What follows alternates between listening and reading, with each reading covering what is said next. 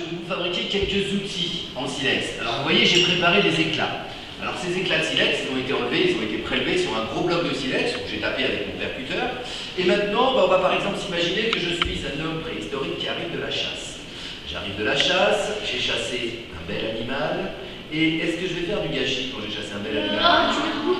La peau, est-ce qu'on la jette? Non. On fait quoi avec la peau? Des vêtements, des habits.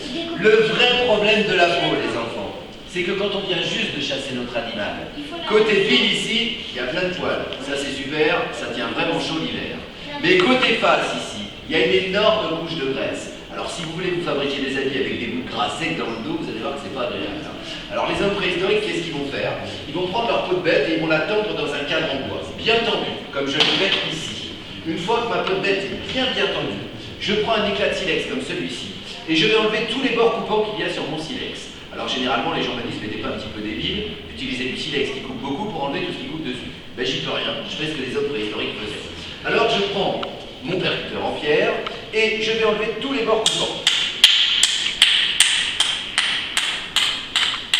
Et je vais essayer de fabriquer un outil qui va être avec des bords très abrupts et très effilés.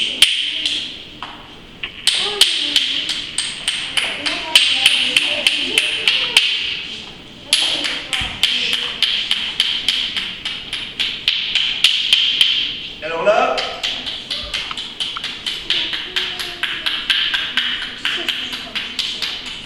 j'ai bien en forme un outil qui est tout rond, mais il n'est pas très régulier mon outil. Avec mon bois de serre, qu'est-ce que je fais? Eh bien je vais régulariser le bord de mon outil, parce qu'avec la pierre je ne suis pas très précis. On dit que je vais retoucher mon outil. Alors j'y vais, avec ça je maîtrise beaucoup mieux les enchaînements que je fais qu'avec mon percuteur de pierre.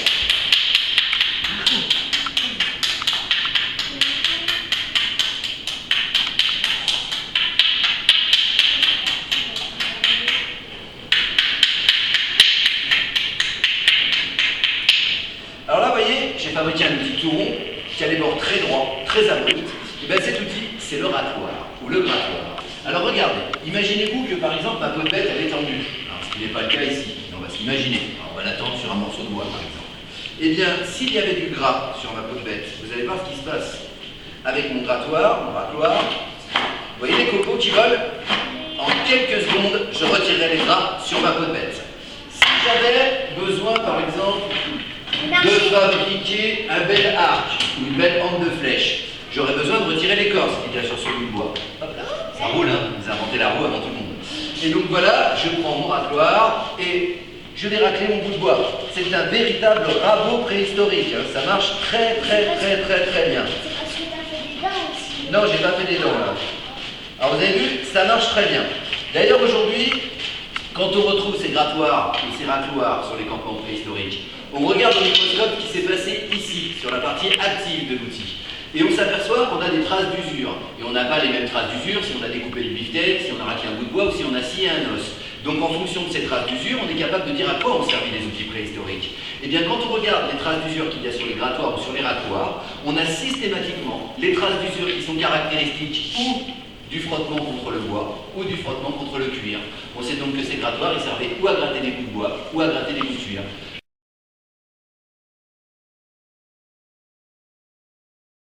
Maintenant, la peau de bête, elle est toute nickel, toute propre.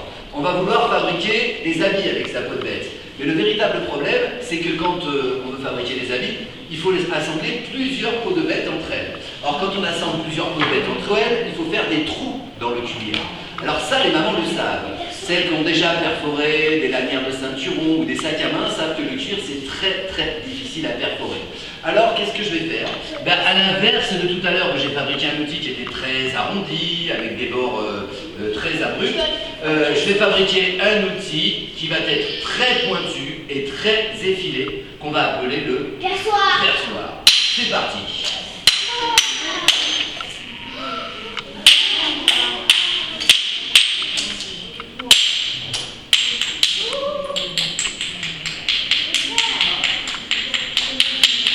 Les barbis, ma métondailleuse.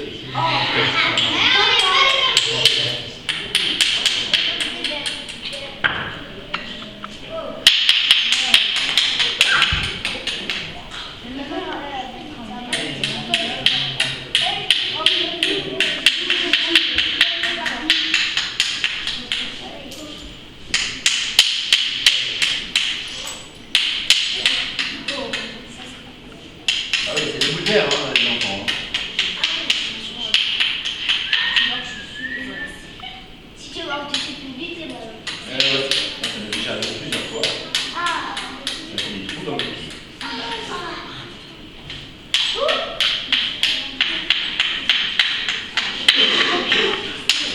Mais si la peau est trop froide, elle peut se casser, non?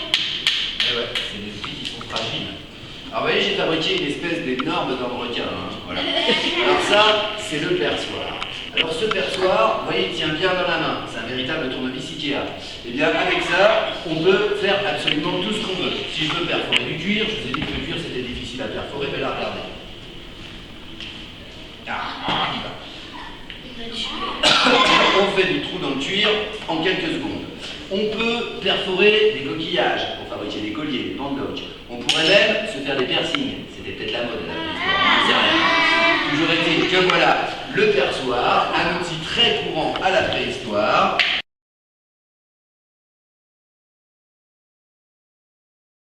Alors, maintenant, on va s'imaginer que je suis un homme savant, un homme sage, ce qu'on appelle les homos.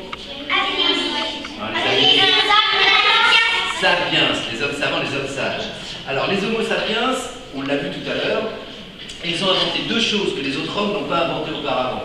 À la fin de la préhistoire, ils ont inventé quoi? La pierre polie. Oui, mais c'est synonyme de quoi ça? L'agriculture et l'élevage.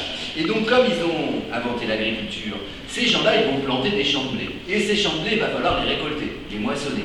Mais malheureusement, dans la nature, on ne trouve pas de faucilles à moissonner toutes prêtes. Alors, qu'est-ce qu'ils vont faire, nos hommes préhistoriques? Eh bien, ils vont prendre un éclat de silex comme celui-ci, et regardez ce qu'ils font. Alors, je vais pousser ça, parce que sinon je vais couper dessus. La question n'est pas là. Alors, je pose mon éclat de silex sur un support. Je prends par exemple, ça c'est un morceau de bois de renne, je pourrais prendre n'importe quoi. Hein, là je prends un bois de renne parce que j'ai ça sous la main.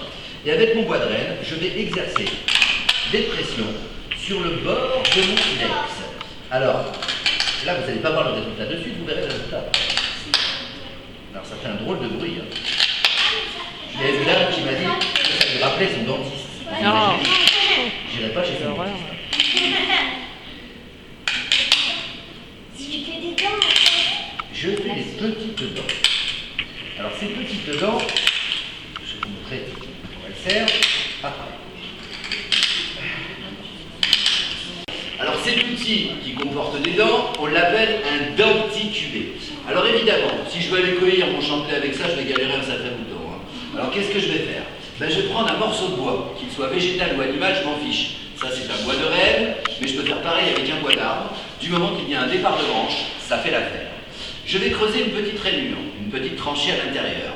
Je vais enchasser mes armatures de silex que j'ai au préalablement denticulaées dans mon morceau de bois. Je vais faire tenir tout ça avec la sève des arbres, avec de la résine. Et j'obtiens une superbe faucille qui va me permettre de moissonner les céréales. Tout se conserve, le bois se conserve, le silex se conserve évidemment, et la résine qui tient tout ça se conserve aussi. Mais chez nous, évidemment, il fait beaucoup trop sec. Donc le bois pourrit, la résine disparaît, mais on retrouve quand même ces armatures denticulaées. Et quand on retrouve ces armatures denticulaées, on s'aperçoit généralement que sur les dents, ici, il y a comme un coup de vernis à ongles translucide. Alors les femmes préhistoriques ne connaissaient pas l'usage du vernis à ongles. Elles mettaient de la graisse de mammouth pour briller un peu. Alors qu'est-ce que ça peut être que ce coup de vernis à ongles translucide? Eh bien c'est ce que l'on appelle le lustré des céréales. Lorsque vous coupez du blé, il y a de la sève qui s'écoule. Cette sève, elle est pleine de minuscules grains de silice, c'est-à-dire des grains de sable. Ces grains de sable vont rentrer à l'intérieur du silex. Est-ce que vous avez déjà beurré une biscotte? oui. Le beurre, qu'est-ce qu'il fait? Il rentre dans les trous de la biscotte. Mais là, c'est pareil, ça rentre dans les minuscules trous du silex et ça part plus jamais. Donc aujourd'hui, quand on retrouve ces armatures denticulaées avec un coup de vernis à ongles sur les dents, eh bien on est sûr qu'ils ont servi à moissonner les céréales. Alors je vais le fignoler un petit peu et je vais vous l'offrir. Alors c'est un dos pour pas que ça tombe les doigts. Voilà.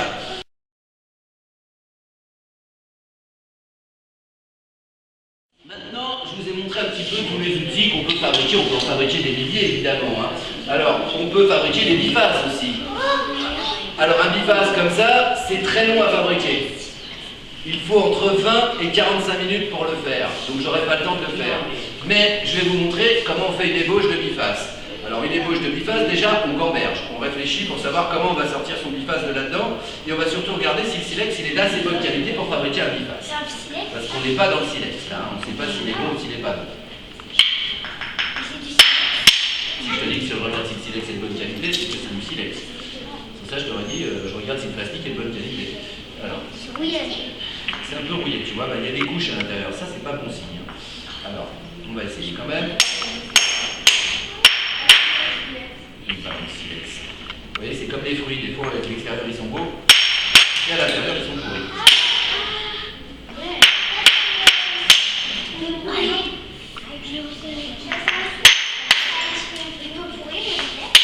Mais non, ça pourrit pas. Ah, ça c'est un percuteur qui est fabriqué en Chine.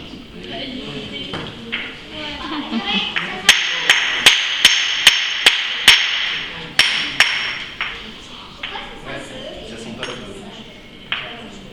Ah, ouais, mais ça c'est parce que quand on percute, ça produit des étincelles.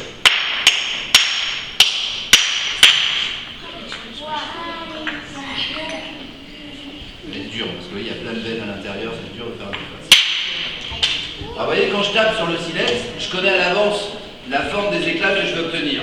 Et d'ailleurs, je mets la main en dessous pour les retenir généralement. Et vous voyez qu'on peut les recoller sur le bloc d'origine, un petit peu comme un puzzle à l'envers. Eh bien, c'est ce qu'on fait quand on fouille par exemple dans la grotte de Totavel. Et c'est là qu'on s'aperçoit que les hommes préhistoriques, quand ils taillent leurs pierres, ils ne font pas n'importe quoi. Ils se débrouillent pour obtenir le maximum de tranchants avec le minimum de pierres. On s'aperçoit qu'il y a un ordre bien particulier pour pouvoir enlever les éclats de silex.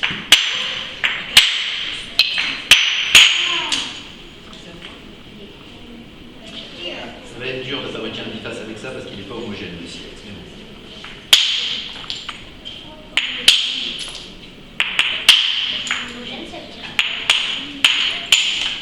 Celui-là, il est homogène, le silex. Il est tout noir, tout lisse à l'intérieur. Celui-là, il y a plein d'impuretés, tu vois, c'est pas la même couleur partout. Donc ça va être difficile, parce qu'il ne part pas comme on a envie. Alors quand on fabrique un biface, vous allez voir que le bloc de silex est rétréci drôlement par rapport au bloc d'origine.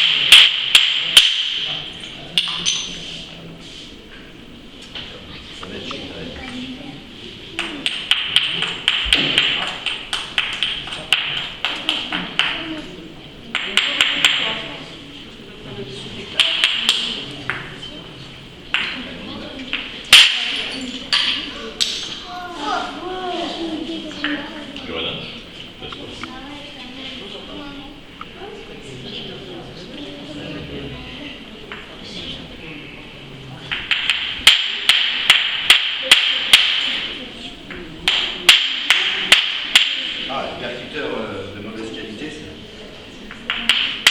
ça qu'il faut. Vous voyez, quand le silex est homogène, on n'a pas besoin de taper 30 fois. Donc là, il part tout de suite. Là, je suis obligé de taper plusieurs fois parce que le silex ne part pas comme j'ai envie qu'il parte. Parce qu'il y a des couches dedans.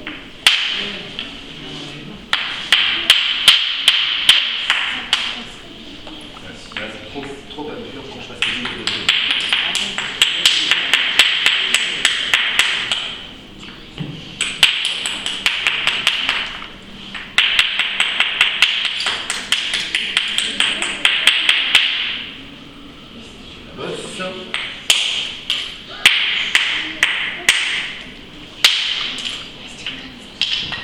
C'est de rendre symétrique un peu.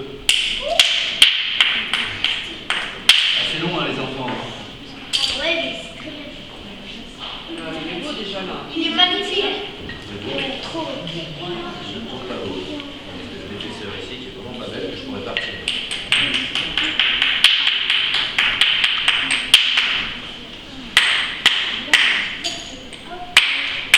Voilà, j'ai préféré.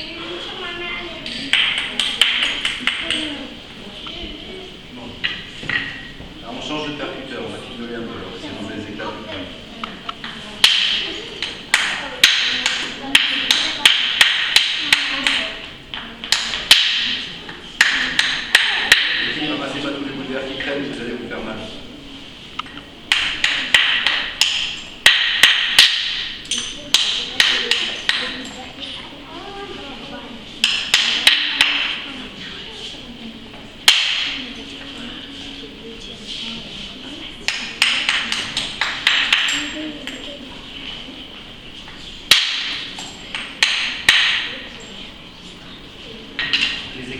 bien.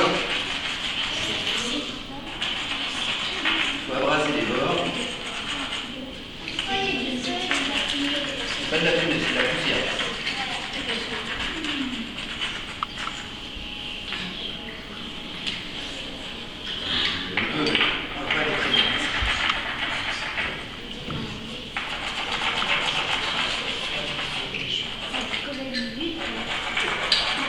Déjà 5 minutes là.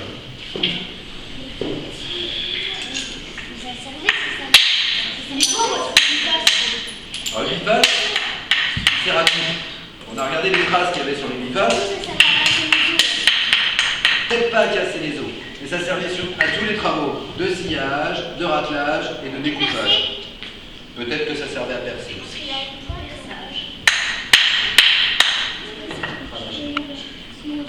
Voilà, j'ai voulu faire bien. Je ne pourrais pas faire mieux avec ce bloc de pierre. Donc je vais vous offrir un biface qui sera un peu pas fini. Mais je ne vais pas pouvoir faire beaucoup mieux parce que la pierre n'est pas de bonne qualité.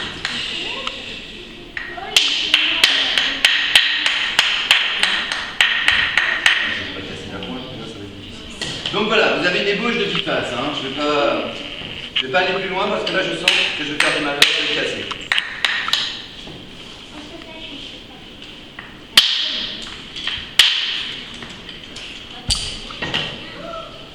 Voilà. Alors les enfants, au sujet du biface, pour finir.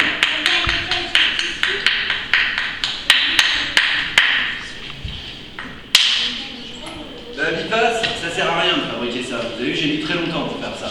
Ça sert strictement à rien. Et pourtant, les Homo erectus, ils vont fabriquer ça pendant 1 million d'années. Pendant 1 million d'années, ils vont s'embêter à fabriquer des bifaces.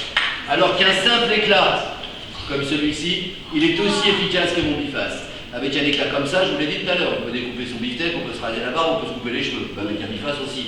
Sauf que ça, je mets 1 seconde à le faire, ça, je mets 45 minutes à le faire. Alors d'après vous, pourquoi les Homo erectus, ils vont s'embêter à fabriquer ces bifaces qui sont très longs et compliqués à fabriquer, alors qu'un simple éclat de pierre, ça fait le même boulot? Ouais. Parce que c'est beaucoup plus dur et ça peut plus se conserver. Non, regarde, je peux faire des gros éclats de pierre, ça c'est un gros éclat de pierre, aussi dur que mon biface. Ça sert à rien de le fabriquer, ça met 45 minutes à être fait, et on peut faire le même boulot avec un simple éclat de pierre qu'on met 1 seconde à faire. Là, vous savez pourquoi les Homo erectus ils s'embêtent pendant 1 million d'années à faire ça? On ne sait pas trop, mais tout ce qu'on constate, c'est que pour la première fois dans toute l'histoire des hommes, dans toute l'histoire de l'humanité, ces Homo erectus ils ont le sens de l'esthétique, de la beauté, de l'harmonie. Pour la première fois, ils vont fabriquer des outils qui sont beaucoup plus jolis que utiles, beaucoup plus beaux que fonctionnels. Alors moi par exemple, j'ai parcouru tous les musées d'Europe. Et en Allemagne par exemple, parce que je m'intéresse beaucoup aux cailloux, et en Allemagne par exemple, j'ai vu des bifaces qui étaient grands comme ça. Alors effectivement c'est vraiment super joli, mais ça sert strictement à rien pour une brouette pour le porter. Et l'Homo erectus il n'a pas encore inventé la roue, et encore moins la brouette. Ça nous prouve bien que s'il fabrique ce genre d'outils, c'est plus parce qu'il a envie de fabriquer quelque chose d'harmonieux, de symétrique, de joli, que par sens de la fonctionnalité. D'ailleurs les enfants, si on trouve un biface comme ça dans la grotte de Totavel, est-ce qu'en le regardant comme ça on peut dire à quoi il a servi? Non. On peut même tous imaginer, regardez. Si je prends mon biface, et que vous allez vous imaginer que mon bras c'est un manche en bois, je vais enchâsser le biface dans le manche en bois. À quel type d'outil ça vous fait penser ça? Une hache, exactement. Il y a le tranchant qui est là, il y a le talon qui est là, il y a le manche qui est là. C'est une hache. Si je prends cette hache et que je l'enchasse de cette matière-là dans mon manche, ça vous fait penser à quoi? Une pointe. Une pointe de lance, exactement. Vous voyez donc très bien qu'en regardant cet outil comme ça, on ne peut pas comprendre à quoi il a servi. Alors je vous l'ai dit tout à l'heure, pour comprendre à quoi servent les outils préhistoriques, les archéologues vont faire appel à la technologie. On va utiliser des microscopes très puissants, on va regarder la partie active des outils, c'est-à-dire dans le cas du biface, le tranchant, qui fait tout le tour, toute la périphérie, et on va regarder les traces d'usure qu'il y a sur ces tranchants. Et pour le biface, on l'a fait évidemment, et on a eu une énorme surprise.